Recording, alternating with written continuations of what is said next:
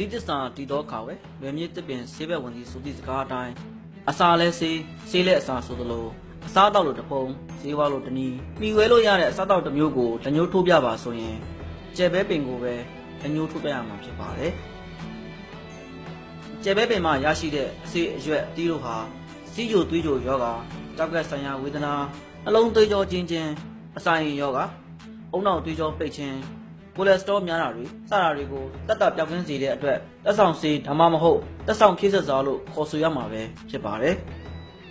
ဒီလိုဖက်ဖက်ကအတိုးဝင်တဲ့ကျဲဘဲပင်တွေကိုအမေဇုံတက်တော်တွေမှာအလေးကျပေါက်လေးရှိတယ်လို့သိရပါတယ်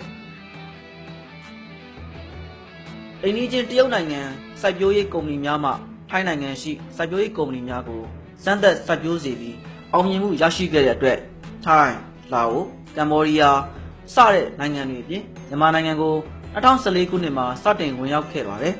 ။စောပိုင်းကာလတွေမှာတော့အောင်မြင်ဖြစ်ထွန်းမှုအနည်းငယ်သာရှိခဲ့ပေမဲ့အမှန်တကယ်လက်တွေ့ကျကျ30ရာမှာကျန်းမာရေးအတွက်ကောင်းကျိုးဖြစ်ထွန်းမှုအများဆုံးပေးလိုက်တာတွေတွေ့ရတဲ့အခါမှာတော့ကျဲဘဲပင်စိုက်ပျိုးမှုဟာတွင်ကျယ်လာပါတော့တယ်။မြန်မာနိုင်ငံအနေနဲ့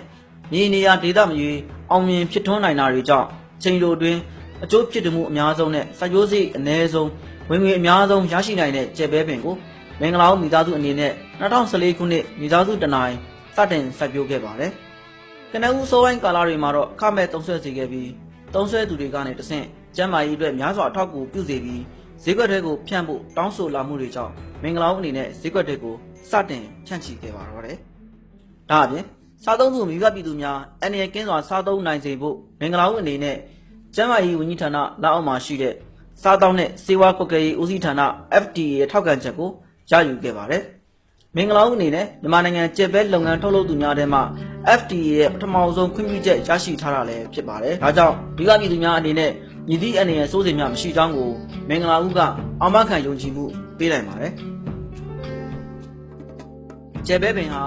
မြေမျိုးစားမရွေးရှင်သန်ဖြစ်ထွန်းနိုင်တာကြောင့်မြေစီကြွယ်ဝကောင်းမွန်သောမြေနေရာများလုံးတင်မြေလူများပေါ်တွင်စိုက်ပျိုးပါကပိုးအောင်မြင်နိုင်ပါတယ်။ကျက်ဘဲပင်ဟာအလူမီနီယံများစွာပါဝင်သောမြေများအဆစ်မြေများတွင်လည်းမြေသည့်စိုးကျိုးများမရှိစိုက်ပျိုးနိုင်တယ်လို့သိရပါတယ်။စိုက်ပျိုးရာမှာပင်ပိုင်းဆိုင်ရာမျိုးပွားနည်းဖြင့်ဂိုင်းဆက်ခြင်းဂိုင်းဖြတ်ပြိုးထောင်မြေချစိုက်ပျိုးခြင်းမျိုးစေ့အားဓာတ်ရိုက်အစိတ်ချစနစ်ဖြင့်စိုက်ပျိုးခြင်းမျိုးစေ့အညောင်ဖောက်ပြိုးထောင်မြေချစိုက်ပျိုးခြင်းစတဲ့နည်းလမ်းတွေနဲ့လည်းစိုက်ပျိုးလို့ရနိုင်ပါတယ်။စိုက်ပျိုးနည်းနဲ့ပတ်သက်ပြီးကျယ်ဘဲစိုက်ပျိုးတောင်သူလည်းဖြစ်မင်္ဂလာဦးကျယ်ဘဲထုတ်လုပ်ရေးစီမံအုပ်ချုပ်သူကိုမောင်ဦးကအခုလိုရှင်းပြပြောဆိုထားပါတယ်။အခုတို့နိုင်ငံမှာလည်းစိတ်ဆန်းကောင်းတဲ့နေရာတွေမှာတဘာဝအလျောက်ပေါက်နေတယ်ကျယ်ဘဲနဲ့အလားတူအမျိုးနွယ်တူပုံစံတွေရှိတယ်။သို့တော့သူဒီပင်အားတွေအပွင့်အားအသီးအားတွေတူပေမဲ့သူသီးလာတဲ့အစိဆန်ကအခုတို့ထုံရောင်းနေတဲ့အရည်သွေးတီးနှုံအားတွေမမီဘူးမမီတဲ့အတွက်ဒီပထမမူရင်းနိုင်ငံဖြစ်တဲ့ပြည်သူကနေတဆင့်တရုတ်ကမှထိုင်းမှတဆင့်ဘုံကြီးရောက်လာတဲ့ဒီမျိုးဟာစံမျိုးမဟုတ်တော့လဲပြုပြင်ပြီးသားအထက်အကောင်းဆုံးမျိုးကိုပညာရှင်တွေရွေးချယ်ပြီးသားဖြစ်တဲ့အတွက်အကိုတို့ကတော့အလွယ်တကူအထက်တိုးကောင်းတဲ့ဒီမျိုးကိုပဲလက်ရှိစက်တိုက်စိုက်ပျိုးသွားပြစ်ခဲ့တယ်အကိုတို့က2014စိုက်ခဲ့တယ်အဲ့တော့အများသူငယ်လည်းစိုက်ဖို့တိုက်တွန်းခဲ့တယ်ပေါ့အဲ့တော့အများသူငယ်လည်းစိုက်ကြတယ်2015မှာထွက်ပြီတီးနှံတွေထွက်တဲ့အခါမှာကိုယ်နိုင်ငံထွက်တဲ့ကျယ်ဘဲတီးနှံကတခြားနိုင်ငံကိုလည်းပို့လောက်တဲ့ပမာဏမရှိဘူးအဲ့တော့တခြားနိုင်ငံတွေမှာဘာသုံးတယ်လဲလေ့လာတိုက်တဲ့အခါမှာအာဟာရပြည့်တဲ့စိတ်ပတ်ဝင်တဲ့တီးနှံတစ်ခုဖြစ်နေတာကြောင့်ကိုတို့က2015မှာကုံကျော်ကိုကိုနီကွန်နဲ့ဆိုင်းထုတ်စမ်းသပ်ပြီးထုတ်တယ်သူများနိုင်ငံကထုတ်လုပ်မှုဤပညာတွေကို online ကနေရှာယူတယ်ကိုယ်ကိုထုတ်တယ်ကိုယ်ကိုစမ်းတောက်ကြည့်တယ်ကိုယ်ကိုစားကြည့်တယ်ကိုယ်ကိုသုံးဆွဲကြည့်တယ်အဲ့ပေါ်မှာဗမာပြည်တန်ကို2015တနှစ်လုံးအလကားပေးခဲ့တယ်အဲ့မဲ့လူတွေစားကောင်းတဲ့အမျှသွေးတို့သမားတွေသွေးတို့ကြတာစီးကျူသမားတွေစီးကျူကြတာတွေကိုဖြစ်ပေါ်လာတယ်အဲ့မှာအကိုတို့စိုက်တဲ့တီးနှံဟာတမန်အစားတော့ဒီစားတာနဲ့စားရင်ဒီတီးနှံဟာစိုက်ပျိုးရတဲ့လွယ်ကူတယ်အဲ့တော့စိတ်ပဲဝင်နေတာလဲတပင်လုံးအရွက်ကောအသီးရောဖြစ်တယ်ဒါကြောင့်မလို့အကိုတို့အဲ့မှာဈေးကွက်တစ်ခုပေါ်ပေါက်လာအောင်အကိုတို့တွေလုံးဝဖြစ်မယ်ဆိုပြီးတော့မှအကိုတို့ကိုနိုင်စက်ယုံတယ်ဒီချုပ်ပုံးမှုတွေအစစ်မြင့်တဲ့မြင့်အောင်ဆောင်ရွက်တယ်အခုဆိုရင် ခိုင်မာတဲ့ဈေးကွက်တစ်ခုရရှိဖို့အတွက်တော်တော်ခီးရောက်နေပါပြီအဲ့တော့ကျေပဲအခုဒေတာဘေးဒေတာတွေမှာအဓိကအားထားလို့စိုက်ဖြစ်နေတယ်လဲဆိုရင်ရခင်ကဘိန်းစိုက်ခဲ့လို့ယူဆရတဲ့လာဟုလူမျိုးများအများစုနေထိုင်တဲ့ရှမ်းပြည်ရှေ့ပိုင်းလာရှိုးဒေတာတဝိုက်ဆိုရင်တော်တော်များများကျေပဲကိုဖြစ်ထွန်းတယ်တော်တော်များများလည်းအရည်သွေးကောင်းတယ်အဲ့တော့အခုစက်ရုံအလုံးရုံအဖြစ်တိစောက်တဲ့အခါမှာစက်မှုသီးနှံဌာနကနေသူတို့စက်မှုအလတ်စားစက်မှုလုပ်ငန်းအဖြစ်တီထောင်တဲ့အမျှသူတို့ရဲ့ချင်းငွေတွေပါတွေပံ့ပိုးကူညီလို့ရအောင်ပုံစံတကြလုပ်ပါဆိုတဲ့အညီတော်လုပ်ထားတယ်အဲ့တော့2014တုန်းကတပားသူတွေ3သိန်းနဲ့ဝင်ရောက်သွားတဲ့ကာလမှာတည်းကကျွန်တော်တို့ကအသင်းဖွဲ့တစ်ခုတီထောင်ပြီးတော့မှ3000နဲ့ရအောင်တောင်းသူတွေကိုဆောင်ရွက်ပေးနိုင်ခဲ့တယ်ပြပနေဝယ်ပြီးတော့လက်ရှိကိုစိုက်လို့ထွက်လာတဲ့မျိုးကိုလည်းအရေးသွေးပြည့်မီအောင်စနစ်ရစိုက်ပျိုးထုတ်ပိုးပြီးတော့တောင်သူများကိုစိုက်ပျိုးနီးစာအုပ်တအုပ်အပါ1ကီလို1000ခွဲနဲ့သူတို့ကွယ်ယူသူရဲ့နီးစပ်ရာကားကိတ်အရောက်ကိုပို့ပေးနေတယ်အဲ့တော့အပင်ပေါင်တော့80ရာခိုင်နှုန်းတာဝန်ယူပေးထားတယ်အဲ့တော့တချို့ကြတော့နည်းနည်းချင်းချင်းစိုက်ချင်တယ်စမ်းချင်တယ်ဆိုတဲ့လူများအဖို့တစ်နှစ်ပတ်လုံးမပြတ်အောင်မျိုးထောင်ပေးထားတယ်အဲ့မျိုးတွေကိုလည်းမျှပေးလျက်ရှိတယ်အွန်လိုင်းရတော့လည်းကောင်းဖုန်းနဲ့တော့လည်းကောင်းမေးမြန်းနေတဲ့တောင်သူအားလုံးကိုလည်းစိုက်စနစ်တွေတစ်ဆင့်ပြောင်းလဲပြီးစိုက်တဲ့အနေအထားတွေပြီးတော့မြေပေါ်မှာမူတည်ပြီးစိုက်တဲ့ပုံစံတွေသူတို့အများအားကူညီဆောင်ရွက်ပေးလျက်ရှိတယ်အစပိုင်းမှာအွန်လိုင်းကနေရှာကြည့်တဲ့စိုက်စနစ်တွေအရ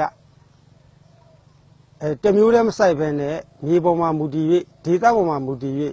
8မျိုး9မျိုးလောက်ပုံစံပြောင်းလဲစိုက်ပျိုးခဲ့တယ်အခု2019နှစ်ဒီအခုနှစ်2019ခုနှစ်မှာတော့ရှုံကုန်ပြီးခဲ့တဲ့ကာလရဲ့ရှုံကုန်သုံးသက်မှုအရတရံနဲ့တရံ9ပေတပင်နဲ့တပင်4ပေခွဲစနစ်နဲ့စိုက်တာဟာ2016ရဲ့အတွေ့အကြုံရအကောင်းဆုံးစနစ်အဖြစ်ကိုလည်းစိုက်ထားတယ်တပားသူတွေအတွက်လည်းအဲ့လိုပဲဆက်လက်ပြီးတော့မှကုညီဆောင်ရွက်ပေးနေတယ်အဲ့တော့2014မှာစိုက်တယ်2015မှာတင်းနှံနေပေါ်ကြတယ်ပြီးပတ်လည်းမရောင်းတော့ဘူးပြီးတွင်းမှာလည်းဖြုံးဝမ်းမရှိဘူးအဲ့ပေါ်မှာစောနာပြောခဲ့သလိုပဲကိုယ်တိုင်ကုန်ကြောထုတ်လုပ်တယ်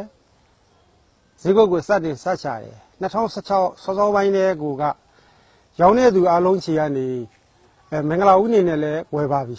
တန်နိုင်ငံလုံးအကြမ်းမလားမချိအောင်လာရောက်နိုင်ဖို့ဆိုတာအွန်လိုင်းကနေတစ်စစ်ခင်မယာကိုဒေသကြီးမိတ်ဆွေများတစ်စစ်လဲဆက်သွယ်ပြီးတော့အကြောင်းကြားတာဖြစ်တဲ့အတွက်တော်တော်များများလာရောက်နေကြပါပြီဥပမာချမ်းပြည်ရှေ့ပိုင်းကတော့အများဆုံးပါချမ်းပြည်ရှေ့ပိုင်း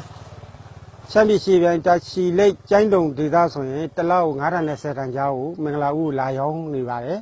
အဲ့တော့ရခိုင်ဒေသမြကြီးနားဒေသကော့တောင်းထဝဲရခိုင်ပြည်နယ်ကြောက်တော်တို့ဂွားတို့အဲ့ဒီတကြောဒီလေရိုးမတကြောဆိုရင်ဒီကိုပဲလာရောက်နေကြပါတယ်အဲ့တော့ရှင်းပြည်နယ်ကလည်းတချို့တဝက်လာပါတယ်အဲ့တော့လာဝယ်တဲ့လာရောင်းကြတဲ့အခါမှာလဲကိုရောင်းရတဲ့ product ပေါ်ကုန်ကြောပေါ်မှာမူတည်ပြီးတော့မှဈေးနှုန်းကိုတတ်မှတ်ပေးထားတာဖြစ်တယ်အဲ့တော့အစတွေကဈေးနှုန်းကိုခံမှကနဦးမှာကုန်ကြောစလောက်ခါတာတော့က2000 1ကီလို2500ပဲရှိခဲ့တယ်ဒါလည်းတောင်သူမကိုက်နိုင်သေးဘူးတောင်သူက1ကီလို3000အနည်းဆုံးရောင်းရရင်ကိုက်မယ်ကိုမြောင်ဖားတဲ့အတိုင်းပဲ2016လလယ်နောက်ပိုင်းမှာ3000ဖြစ်ခဲ့တယ်လကုံလောက်မှာ3500 4000တိဖြစ်ခဲ့တယ်အဲ့တော့ညီသူမဆိုလာရောင်းတာကိုဝယ်နိုင်အောင်လဲဒီကျေပဲထုတ်ကုန်လုပ်ငန်းကိုကြိုးစားဆောင်ရွက်ခဲ့တာလည်းဖြစ်ပါတယ်အဲ့တော့ကျေပဲနဲ့ပတ်သက်လို့စီးပွားရေးစိုက်ပျိုးခြင်းတဲ့တောင်သူများအဲ့တော့စီးပဲဝန်မှန်တီးလို့အပျော်တမ်းစိုက်ခြင်းတဲ့ပုဂ္ဂိုလ်များအားလုံးပေါ့ကျေပဲနဲ့ပတ်သက်ပြီးဘာအကြံပြုခြင်းလဲဆိုရင်ကျေပဲဒီစိုက်ပျိုးရတဲ့လွယ်ကူသောတည်နှံဖြစ်တယ်နံပါတ်1ကနွေရာသီမှာလည်းအရွက်6သွားတာမဟုတ်တဲ့အတွက်တနိုင်တစ်ပိုင်းအိမ်ရှိမှာစိုက်ထားရင်တော့မှနွေရာသီအရေးကောင်းကောင်းရတဲ့ပင်မျိုးဖြစ်တယ်အဲ့တော့အညွန့်တို့အရွက်တို့အပွင့်တို့အသီးတို့ဟာအားရပြည့်အစားအစာအဖြစ်သုံးဆွဲလို့ရတာလည်းဖြစ်တယ်အဲ့တော့အိမ်တိုင်းလူတိုင်းမှာစိုက်ထားသင့်တယ်အဲ့တော့ကျေပဲညွန့်နဲ့ဟင်းတစ်ခါချက်စားရင်လည်းဟင်းရွက်ဘူးတနတ်စာတက်တာပါပဲအဲ့တော့စီရောပြည့်စိုက်ကြမယ်ဆိုရင်လည်းဤစနစ်တွေဤပညာတွေ ကျေပဲနဲ့လက်လန်းမိသလောက်2014ကနေစတင်တွေ့ကြုံခဲ့တဲ့အတွေ့အကြုံများကိုသိကျင်လိုချင်တဲ့သူများအခမဲ့အကူအညီဆောင်ရွက်ပေးနေတယ်အခုဆိုရင်တောင်သူလောကမှာမိမိထွက်တဲ့ထွက်ကိုဈေးကွက်တစ်ခုရအောင်ဘယ်တော့မှဘယ်သူမှမလုပ်ခဲ့တဲ့အစင်လာကြီးကိုဖျောက်ဖျက်တဲ့အနေနဲ့မိမိကိုယ်တိုင်စိုက်ပျိုးပြီးတော့မိမိကိုယ်တိုင်ကုန်ကြောထုတ်တယ်မိမိကိုယ်တိုင်ဈေးကွက်ချနေတယ်အဲ့တော့တစ်စစ်ပြပဈေးကွက်ကိုချိတ်ဆက်နိုင်ဖို့အတွက်မြန်မာနိုင်ငံစီးပွားရေးနဲ့ကုသရေးဝန်ကြီးဌာနနဲ့ဌာနရဲ့ဒီပြည်လမ်းညွှန်မှုနဲ့ဆက်လက်ဆောင်ရွက်နေပါတယ်ထုတ်လုပ်တဲ့အနေအထားမှာလည်းပဲနိုင်ငံတကာကြီးတွားနိုင်တဲ့ပါကရှင်းတွေဖြစ်အောင်လဲကြိုးစားနေပြီဖြစ်ပါတယ်အဲ့တော့စားတော့ကုန်ထဲမှာတာမန်စားတော့ကုန်မဟုတ်ပဲကျန်းမာရေးအထောက်အကူပြုစားတော့ကုန်ဖြစ်တဲ့အတွက်အစားတောင်းတဲ့စေဝါကိုယ်ကွယ်မှုဦးစီးဌာနရဲ့ခွင့်ပြုထောက်ခံချက်တွေရရှိအောင်လဲဆောင်ရွက်ထားပြီးဖြစ်လို့အခုဆိုရင်ကျွန်တော်တို့မင်္ဂလာဦးထုတ်ကုန်တွေဟာဗမာပြည်တစ်ခွင်လုံးမှာစားသုံးသူတွေယုံကြည်စိတ်ချစွာတုံး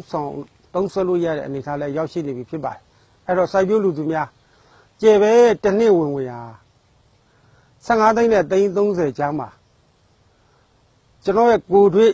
လက်တွေ့စိုက်ပျိုးမှုအရာရရှိခံစားရပြီဖြစ်ပါတယ်လို့သတင်းကောင်းပါချင်ပါတယ်။ကျွန်တော်ကျေပဲဟာစေးပင်နွယ်မြက်တစ်ပင်စေးဘက်ဝင်တဲ့ထဲမှာလည်းပါတယ်လို့ဆိုရမှာပေါ့။တကယ်လို့ကျွန်တော်တို့ကုန်ကျော်ထုတ်ကြပြီဆိုတဲ့အခါကျတော့သူကစေးဝပြည့်ရောင်းချတဲ့သီးနှံတော့မဟုတ်ပါဘူး။အဲ့တော့စားတော့ကုန်တစ်ခုဖြစ်တယ်